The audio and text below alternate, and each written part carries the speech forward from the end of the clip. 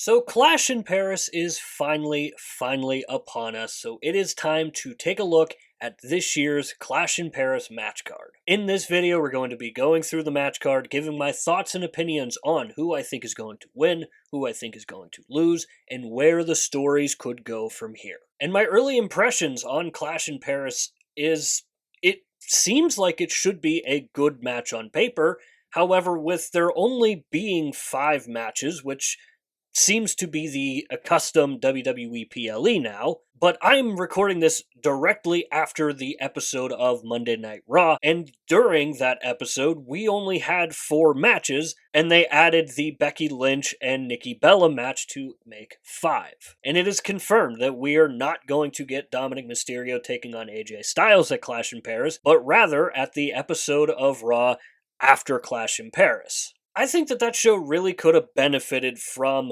AJ Styles and Dom Mysterio. I do think that match is going to be really good. However, I think it really would have been that much better if it was at Clash in Paris. But all those things aside, we are going to dig right in to Clash in Paris 2025. Before we get too far ahead in the video, I want to say that if you are a WWE fan, consider subscribing to this YouTube channel. That is all we post is WWE related content. So if you're a WWE fan, again, consider subscribing. It's free. You can always change your mind later. We are going to start by talking about Sheamus versus Rusev in a good old-fashioned Donnybrook. And this match should be a very fun match to watch. Obviously, we know how brutal both Sheamus and Rusev can be, and you put them in this match with this type of stipulation, who knows what we're going to be getting. And I think the feud up to this point has also been really fun, actually. Some may argue that it has been a little drawn out, and yeah, I can kind of see where you're coming from, but it's also just been kind of fun to see them going at it week after week and kind of having a Peter Griffin versus the Chicken fight where they're just constantly fighting. And I do think that Sheamus is going to come out on top against Rusev. I just think Sheamus makes the most sense. I think he's got more going for him.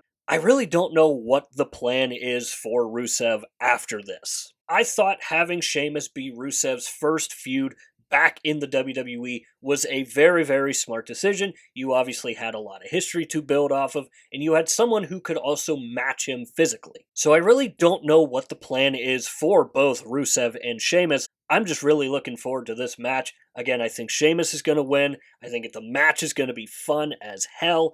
And I think it's going to be a good ending to what has been a really fun feud, actually. Moving on, we've got John Cena taking on Logan Paul. And this kind of feels like one of those just random matches that WWE always likes to throw onto a PLE. Because yes, there is some history to build off of between Logan Paul and John Cena, but not a ton. Now, I will say, the promo work that we've gotten from John Cena and Logan Paul has been very freaking good. And that should not be a surprise to you, obviously. John Cena, one of the best of all time on the mic, and Logan Paul can really hold his own. So I'm really looking forward to seeing what we're going to get from a traditional John Cena, now that he is back to the hustle, loyalty, and respect John Cena that we all know and love. What are we going to get from him against Logan Paul, a guy who has proved himself time and time again in the ring? So I do have John Cena winning, and I think it's pretty obvious as to why I have him winning. I don't see Logan Paul defeating John Cena at this point of the Cena retirement tour. Now, as for what happens after this match, obviously we have Brock Lesnar waiting in the wings for John Cena. And as for Logan Paul, I don't know what's next for him, but I'm actually starting to really enjoy him and Drew McIntyre. Now, I'm not saying I want them to form a tag team and contend for the tag team titles. I'm not saying I want to see that at all. I like Drew McIntyre just where he is right now, but that segment that we got on Friday Night SmackDown between Drew McIntyre and Logan Paul was so freaking good from Drew McIntyre, giving Logan Paul a pep talk and giving him the courage to cheap shot John Cena at the very end of the show. So again, I think John Cena is going to win and defeat Logan Paul at Clash in Paris, and we all know what lies ahead for John Cena, and that's Brock Lesnar. Up next, we've got Roman Reigns versus Bronson Reed, the tribal chief versus the tribal thief. And this match has me so excited because not only has this feud been really entertaining, but it has done wonders for Bronson Reed. Before this feud, Bronson Reed was just a big scary dude that was part of Seth Rollins' group. Now, since he started stealing Roman Reigns' shoes, created the Shula Fala, started calling himself the tribal thief, it has given him something to build off of, and that something was not there before this feud. In this match specifically, I really went back and forth on who I thought was going to win, because I realistically could see Bronson Reed getting the upper hand on Roman Reigns here. Obviously, we know that Roman Reigns is going to be going away for filming Street Fighter, so it would make sense to have Bronson Reed defeat Roman Reigns here. But ultimately, I ended up going with Roman Reigns simply just because it's Roman Reigns, and a loss for Bronson Reed against Roman Reigns doesn't necessarily hurt him at all. However, I do kind of want to see Bronson win and continue on with the tribal thief and possibly adding a collection to the Shula Fala. But again, I have Roman Reigns winning and defeating Bronson Reed at Clash in Paris. Up next, we are going to be talking about the World Heavyweight Championship match, which is a fatal four-way between Seth Rollins, CM Punk, LA Knight, and Jey Uso. Another match that should be a really good match. Obviously, we have a lot of storylines going in to this match, to this entire feud. Obviously, you have the big feud between Seth Rollins and CM Punk, but now you're starting to see a pretty entertaining feud starting to blossom between CM Punk and LA Knight. And I think throughout the course of this match, you're going to start seeing CM Punk and LA Knight going at it more and more. And I think a little hint was given by CM Punk on the most recent episode of Monday Night Raw, where he had the promo backstage, and he finished it off by saying, CM Punk, yeah. Now, kind of the outlier for this match feels like Jey Uso, because I think when we were all seeing this match coming together, we were all kind of expecting it to be Roman Reigns and not Jey Uso. So Jey Uso kind of just feels like he's the odd man out, but that makes me kind of curious as to what we could get out of Jey Uso.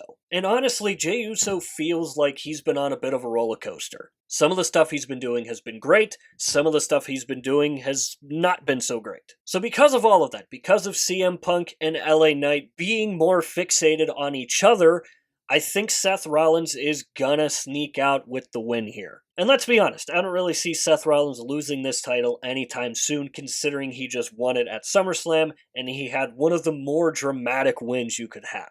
So because of all that, I think Seth Rollins is going to win and retain the World Heavyweight Championship at Clash in Paris. And that takes us to the final match on this card, or so we think. The match that literally just got announced a couple hours ago on Monday Night Raw. Becky Lynch taking on Nikki Bella for the Women's Intercontinental Championship. And I really don't have a ton to say on this feud, because the feud itself has been okay. The promo segments have been okay.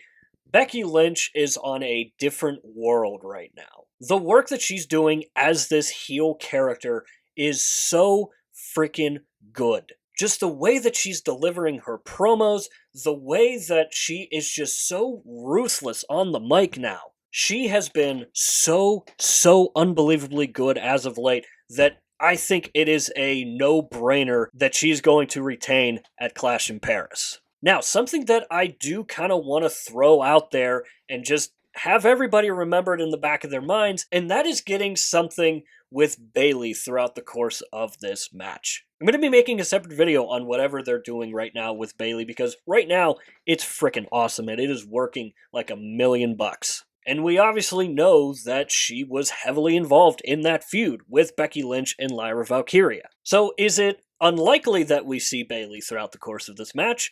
Probably, but I am just going to throw it out there for you guys to remember. So again, I have Becky Lynch winning and retaining against Nikki Bella at Clash in Paris. So this is where I want to hear from you guys. What have you guys thought about the build for Clash in Paris? And let me know if you are excited for the show. Also, let me know what you think about my predictions. Did you agree with them? Did you not agree with them? Let me know why you agreed or disagreed. Again, on paper, I think Clash in Paris should be a very, very good show. I'm very excited to see the crowd and the atmosphere because we know how insane France crowds are. So I think that's kind of what I'm most excited to see. It's just the type of atmosphere that we're going to get for this show. And obviously, a good crowd plays a lot into the matches. So as always, let me know that stuff down below in the comments, and while you're down there, swing by the description and click the Linktree link. That is the only link in bio for a reason, and that is because it'll take you to all of the social medias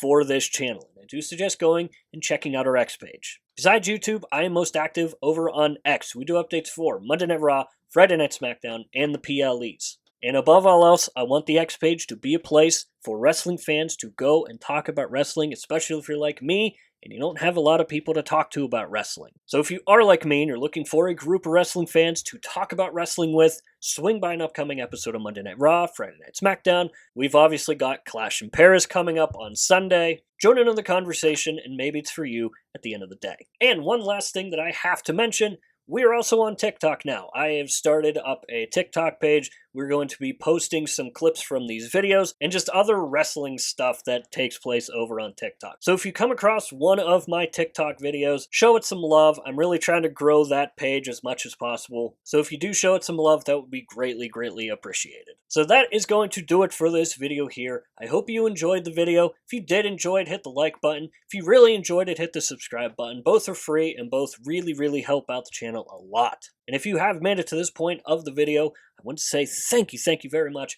for taking the time out of your busy day to watch these videos here. And as always, stay tuned for more WWE content coming in the future. See you next time.